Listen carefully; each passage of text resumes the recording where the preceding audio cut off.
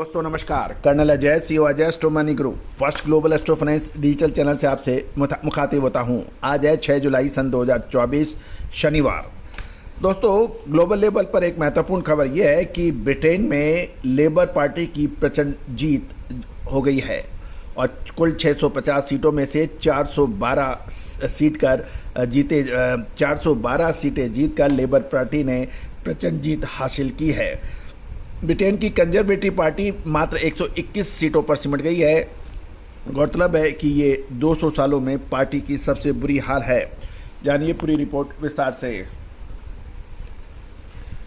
दोस्तों ब्रिटेन में अब की बार हुए 400 पार।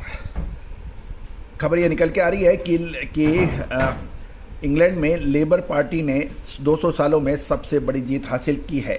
650 में से 412 सीट जीतकर कंजर्वेटिव पार्टी की बुरी हार मानी जा रही है। ये 200 साल में पार्टी की सबसे बड़ी हार मानी जाती है।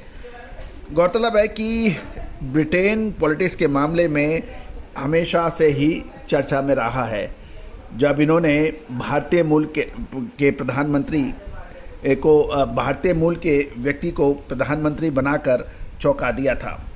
गौरतलब है कि कंजर्वेटिव पार्टी के हार के कई महत्वपूर्ण कारण रहे। वो सबसे बड़ा कारण तो ये था कि भारतीय मूल के लोगों की नाराज़गी कंजर्वेटिव पार्टी से थी, जबकि भारतीय मूल का ही व्यक्ति ऋषि सुनक उसके प्रधानमंत्री थे। सुनक के हार के पीछे भारतीय मूल की लोगों का गुस्सा था। ब्रिटेन में भारतीय मूल के 18 लाख वोटर हैं और 65% वोटर्स सुनक से नाराज बताए जा रहे थे। उन्हें सुनक से जो उम्मीदें थी उसमें सुनक खरे नहीं उतरे। दूसरी ओर टैक्स में भी बढ़ोतरी की बात कंजर्वेटिव पार्टी को सत्ता में वापस आने से रोक दिया।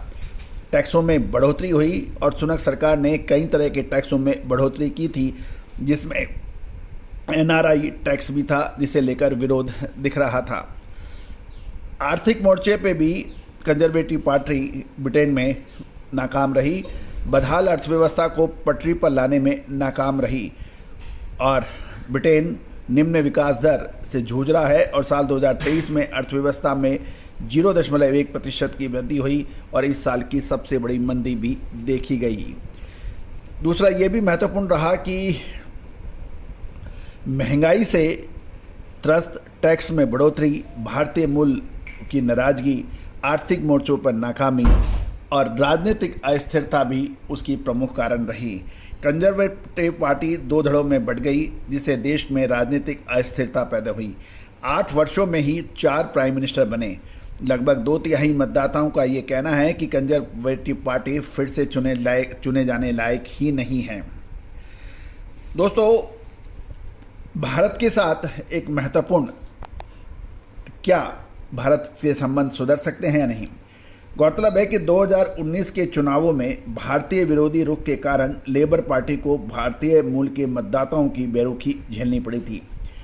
इस बार लेबर पार्टी ने अपनी गलती को सुधारते हुए रिकॉर्ड संख्या में भारतवंशी उम्मीदवारों को टिकट दे दिया। इसके अलावा स्टामर ने चुनाव पूर्व कई मंदिरों में पूजा अर्चना कर भारतीय मतदाताओं को लुभाया।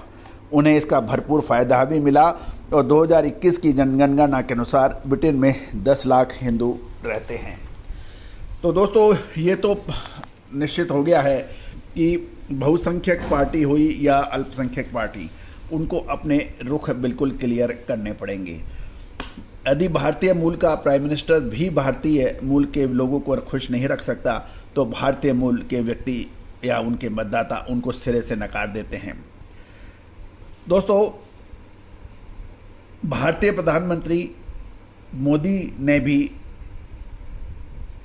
भारत में लोकसभा चुनाव के दौरान सत्ता पार्टी भाजपा की नारा अब की बार 400 पार खूब सुर्खियों में रहा था।